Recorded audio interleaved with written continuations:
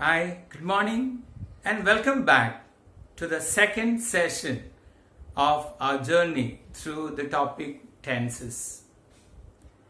And half of our attention is released or reduced with the first four topics of tenses. And let me just recap before we go into the detailed journey of the remaining tenses. Just a recap of what we have done in the previous session. We just mentioned simple present tense, present continuous tense, present perfect tense, and present perfect continuous tense. Just have a gist of what we said. Let me tell you. Simple present tense, an example is, as we said, Rama eats a mango. And formula we said, subject plus V1 structure. That's all. Then we went to present continuous. The example we said was, Rama is eating a mango. And the formula, subject plus is or are or am plus V1 plus ing form. And we said when to use is, when to use am, when to use are. Am, we said, is used when first person singular comes as a subject. Is, already we reminded that is used when third person singular is a subject. Are, we said, all the remaining subjects. Then we said this tense is used when an action is continuing in the present moment. Third one we mentioned was present perfect tense. An example we quoted, Rama has eaten a mango. The formula or the structure, subject plus has or have plus V3. Now when to use has or have, we already discussed. Has is used when third person singular is a subject, and have when all the other subjects, all the other persons come as subject, we use have. And the usage, as we said, in two situations we use present perfect. First one, for indicating an immediate past action, an action that happened just now. The second situation we said is, it is used when an action happened in the past but time is not known. Then the last one we discussed in the previous session was present perfect continuous tense. Example, Rama has been eating a mango. Formula, subject plus has or have plus been plus V1 plus ing form. Has or have we used, when to use it. So that was what we discussed in the previous session. Now let's continue with the remaining topics in the topic tenses. Now let's begin with past tense. And the four divisions in the past tense we just see: simple past, past continuous, past perfect, and past perfect continuous.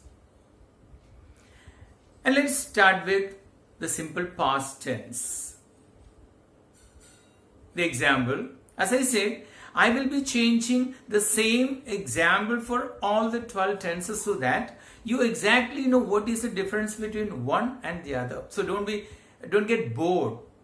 Not that I can't give different 12 examples for different 12 tenses, but this will help you in order to understand exactly what is the difference between one and the other, one tense and the other. The differentiation is easy if you use the same example. Now, the example we said is for simple past tense, Rama ate a mango. And the structure, as we said, the formula for this is subject plus V2. And we discussed what this V1, V2, V3 are like in the previous session. Let me just tell you to recap. V1 is nothing but the present form of the verb. We take the example eat. V2 is a simple past form of the verb, as in the example yet. And V3 is the past participle form, that is eaten. So that is V1, V2, V3. And the structure or the formula for simple past is subject plus V2, that is verb in the second form. Now, when do we use this simple past tense?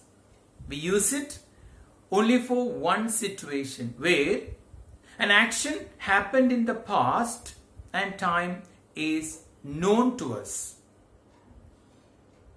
Now there is a doubt. So we said Rama ate a mango. The time is not mentioned. You said time should be mentioned, but here the time is not mentioned. Is it correct? Yes, it is. But what about my condition? Listen to my condition again. I said time should be known. I did not say time should be mentioned. So if you use simple past tense, it simply means that either the speaker or the listener or someone knows the time, and only when you know the time you use it. So the structure is correct. That is subject plus V2. When do we use? We said it is used when a past action is done and the time is known. There is a doubt arises, and at times in many exams, especially in the competitive exams, they ask the difference between present perfect and simple past. The only difference is present perfect is used to show a past action and time should not be known. And simple past is used to show an action and time should be known. That is the difference between present perfect tense and simple past tense. Mind it. So that is all about simple past tense. Now let's go to the second one in the past tense, that is past continuous tense. The same example changed now. Rama was eating a mango. Structure subject plus was or were plus V1 plus ing form. I repeat, subject plus was or were plus V1 plus ing form. Again we are encountered with a problem of a choice. Sir, you said was or were can be used. Now when to use was, when to use were? Very simple. Was is used only with first person singular, I was eating a mango, and third person singular, he was eating a mango, she was eating a mango, Ravi was eating a mango. Mind it. So that problem is solved. Now when do we use it? The definition part of it. Past continuous is used to show an action that was continuing for some time in the past. I repeat, it shows an action that continued for some time in the past. Okay, I guess you are thorough with past continuous form. Now, let's proceed with the third one in past tense. That is past perfect tense. Now, past perfect tense, example, let me give you. Rama had eaten a mango. Okay, this is past perfect tense. And the structure, let's see the formula. Subject plus had plus V3. Very simple. Subject plus had plus V3. Now, when do we use it?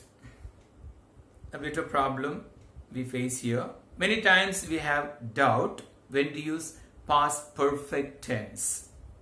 Let me give another example in order to explain. In order to not get confused, I give another example.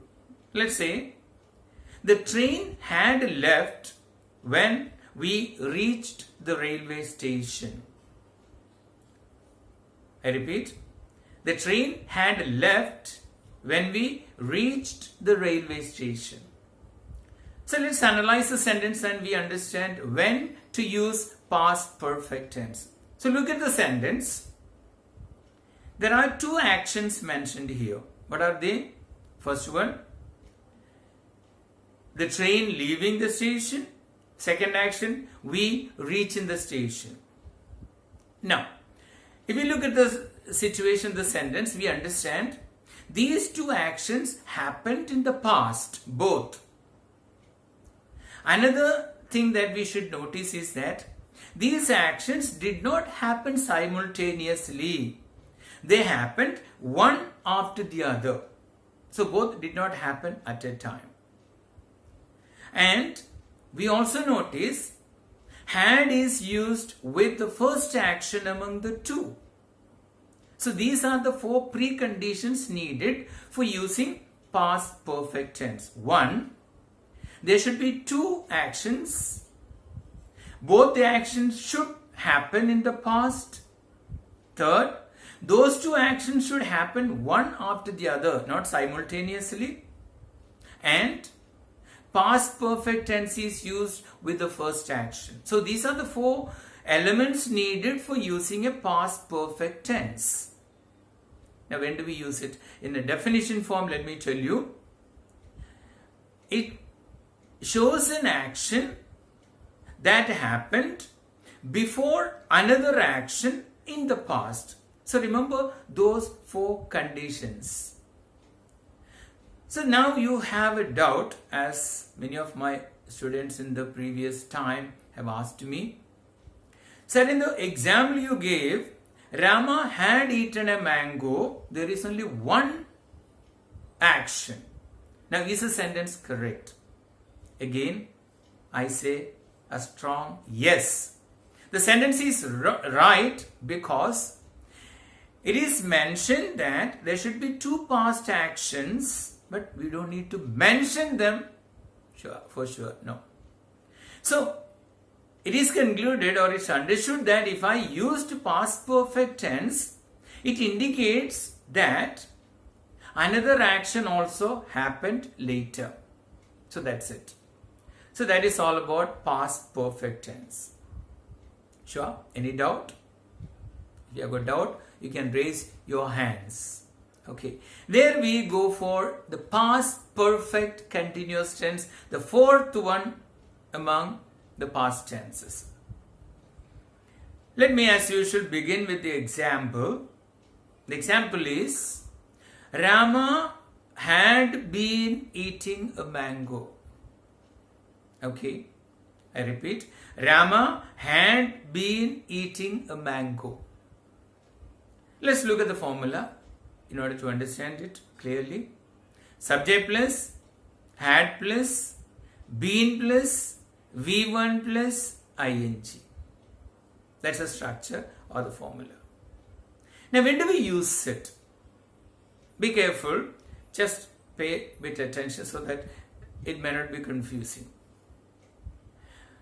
I give you another example in order to explain the rule. This morning incident. I had been sleeping till 5:30. Then what happened?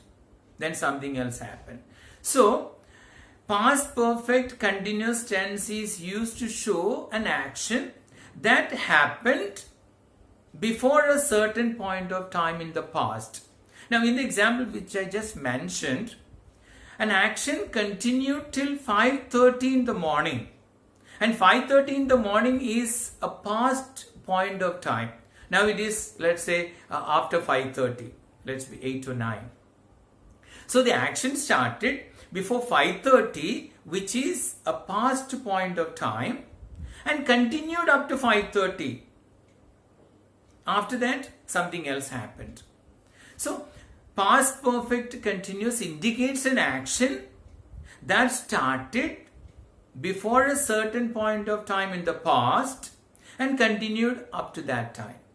That's all. There is no much complication about it. And that's end of past tense.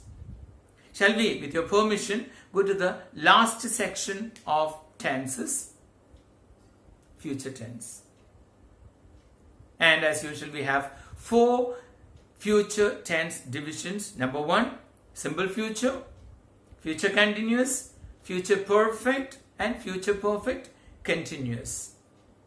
The first one, let's say, simple future. As usual, the same example, let's convert here. Rama will eat a mango. Formula, subject plus will or shall plus V1. That's all, very simple. Let me repeat. Subject plus will or shall plus V1 structure. Now, when do we use simple future tense? Very simple. It shows an action that will happen sometime in the future. We don't need to go for much details. Something that is going to happen in the future. That's all. That's all. Very simple. Now, there is a choice between will and shall. Can we interchangeably use this?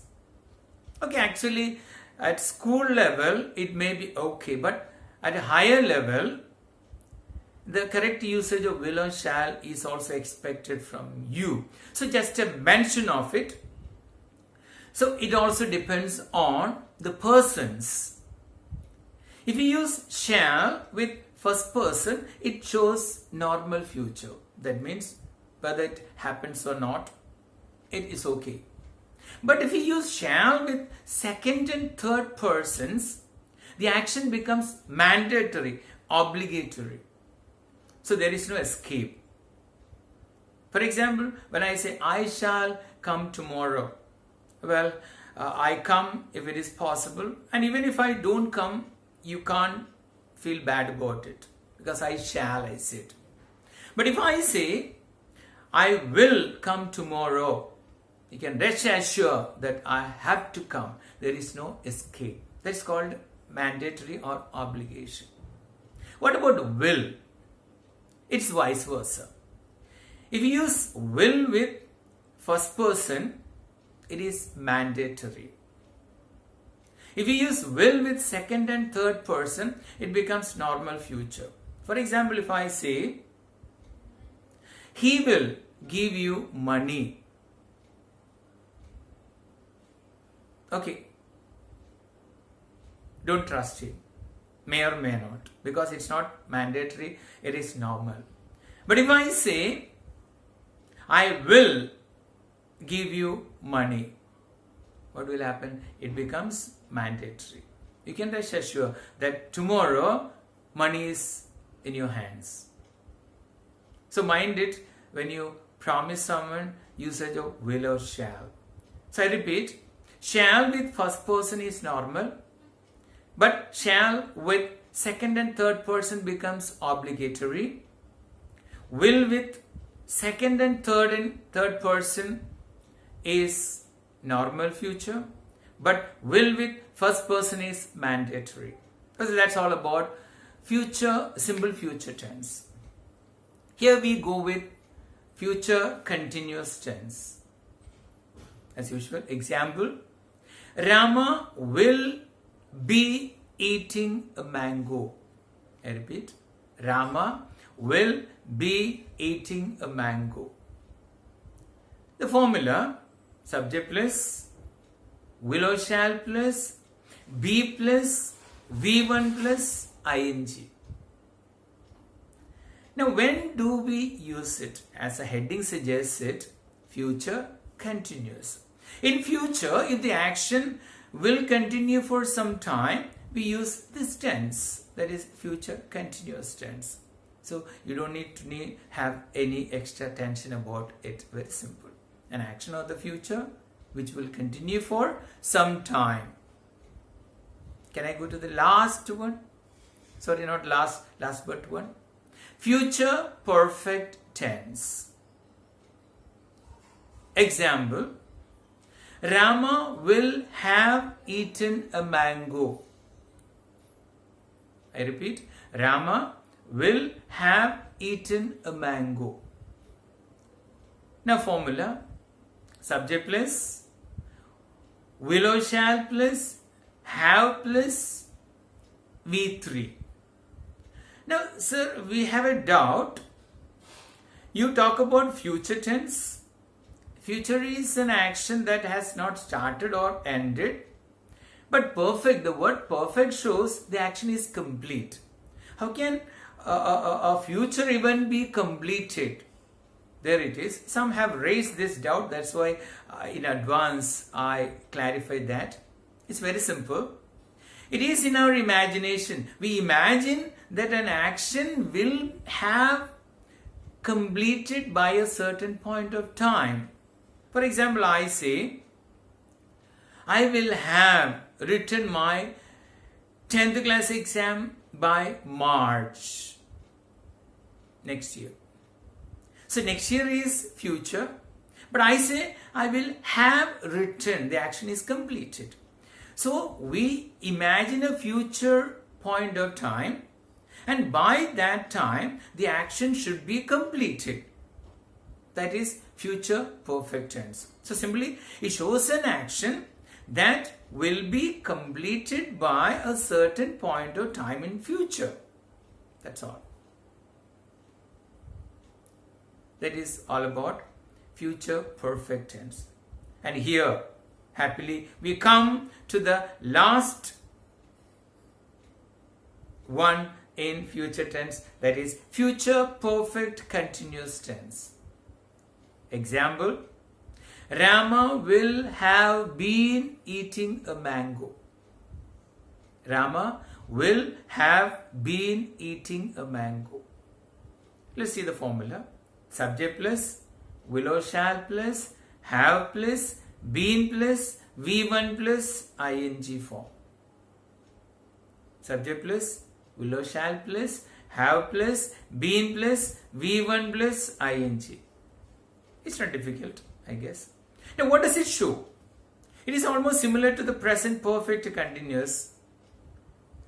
Let's not compare now. So it shows an action that will continue for some time in the future till a certain point of time.